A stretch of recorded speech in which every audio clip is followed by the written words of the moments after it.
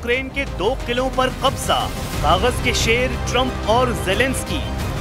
रूस यूक्रेन जंग के 1344 दिन में ऐसा पहली बार हुआ है कि रूस ने एक साथ यूक्रेन के 2 शहरों या कहें कि किलों पर कब्जा कर लिया है।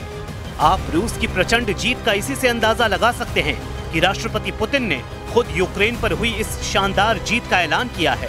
हैरानी की बात यह है कि राष्ट्रपति ट्रंप जिस तरह से पुतिन और रूसी सेना को कागजी शेर कहकर मजाक उड़ा रहे थे, वो ट्रंप और ज़ेलेंस्की खुद ही कागजी शेर साबित होने लगे हैं। पूर्वी यूक्रेन के 2 शहरों पर रूस का कब्जा साबित करता है कि रूस अब यूक्रेन के बहुत बड़े इलाके पर कब्जा करने जा रहा है। ये पिछले 10 दिनों में पुतिन की तरफ से एक के बाद एक जोरदार दावे और जीत के धमाके किए जा रहे हैं। 21 अक्टूबर को रूस ने एक बड़ा परमाणु युद्धाभ्यास करके यूक्रेन के साथ साथ अमेरिका, नेटो और यूरोप की बोलती बंद कर दी थी। 26 अक्टूबर 2025 को पुतिन ने दावा किया कि 21 अक्टूबर को जब रूस ने बेरेंट्स सागर में परमाणु अभ्यास किया था, तो उस वक्त रूस ने दुनिया की पहली परमाणु ऊर्जा से चलने वाली क्रूज मिसाइल बुरेवेस्तनिक का परीक्षण किया था, जो दुनिया में अमेरिका समेत कहीं भी भीषण परमाणु धमाका कर सकती है। इस ऐलान के महज 4 दिन के अंदर अब रूस ने पूर्वी यूक्रेन के 2 किलों पर कब्जा करके यूक्रेन, यूरोप और अमेरिका को मजबूर कर दिया है। या तो रूस के साथ आर पार की जंग करो या फिर यूक्रेन के कम से कम 5 प्रांत रूस को सौंपे।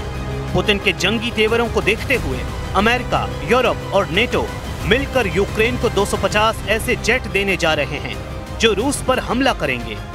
इधर पिछले 72 घंटे से यूक्रेन पर रूस की मिसाइल सुनामी ने यूक्रेनी इलाकों के चीथड़े उड़ाकर रख दिए हैं। पूर्वी यूक्रेन में जीते 2 किले, पुतिन का ऐलान। बेशक रूस को चारों तरफ से घेरा जा रहा है। रूस की 2 सबसे बड़ी तेल कंपनियों पर ट्रंप प्रतिबंध लगा चुके हैं और आने वाले दिनों में और भी सख्त प्रतिबंध रूस के बैंकिंग और मार्केटिंग सेक्टर पर लगने जा रहे हैं।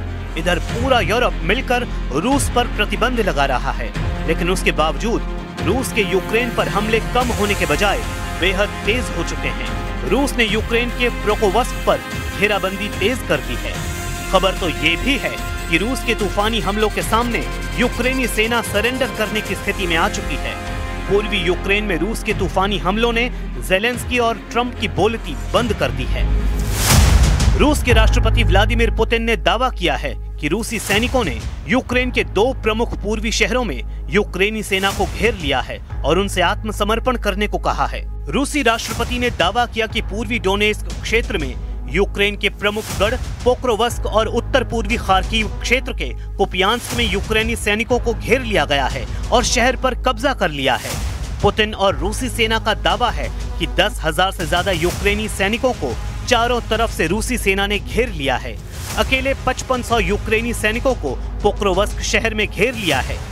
रूस ने लंबे समय से निशाने पर रहे पूर्वी यूक्रेनी शहर पोक्रोवस्क पर अपने हमले तेज कर दिए हैं। इस समझौते पर नए सिरे से जोर दिया जा रहा है, जिसकी मॉस्को को चाहत थी, क्योंकि क्रेमलिन को शांति समझौते के लिए मजबूर करने की अमेरिकी कोशिशें नाकाम हो रही हैं और अब रूस बेहद मजबूत स्थिति में आ गया है। एक सूत्र के मुताबिक लगभग 200 रूसी सैनिक छोटे छोटे समूहों में शहर में घुसपैठ कर चुके हैं। कीव के सशस्त्र बलों के मुताबिक यूक्रेनी सैनिक पोक्रोवस्क के अंदर रूसी लड़ाकों से भिड़ रहे हैं। ड्रोन इकाइयां शहर के शहरी क्षेत्र में पैर जमाने की कोशिश में जुटी हुई हैं। पोक्रोवस्क की रक्षा कर रही यूक्रेनी सेना की 7वीं रैपिड एक्शन कोर का दावा है कि रूस ने शहर को घेरने के लिए लगभग 11,000 सैनिकों को तैनात किया है। एक सोशल मीडिया पोस्ट में उसने स्वीकार किया कि कुछ रूसी सैन्य इकाइयां पोक्रोवस्क में घुसपैठ करने में कामयाब रही हैं।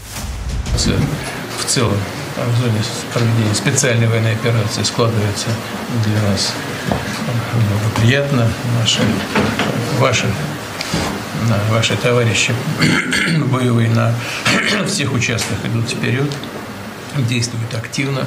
В 2 местах, как вы знаете, публично мы уже рассказали об этом, в 2 местах в городе Купянске и городе Красноармейске противник оказался блокированным. वहीं पुतिन के दावों से ठीक उलट यूक्रेनी सेना ने कहा है कि कुपियांस्क को घेर लिए जाने के दावे मनगढ़ंत और काल्पनिक हैं। यूक्रेन की पूर्वी सेना के प्रवक्ता हिरोरी शापोवाल ने एसोसिएटेड प्रेस पर दावा किया है कि पोक्रोवस्क में हालात कठिन लेकिन नियंत्रण में है। Детально говорили сьогодні з головнокомандувачем та начальником Генерального штабу про ситуацію на фронті, на всіх напрямках. Найбільш складно зараз на Покровському напрямку. Там, як і в попередні тижні, найбільша інтенсивність бойових дій.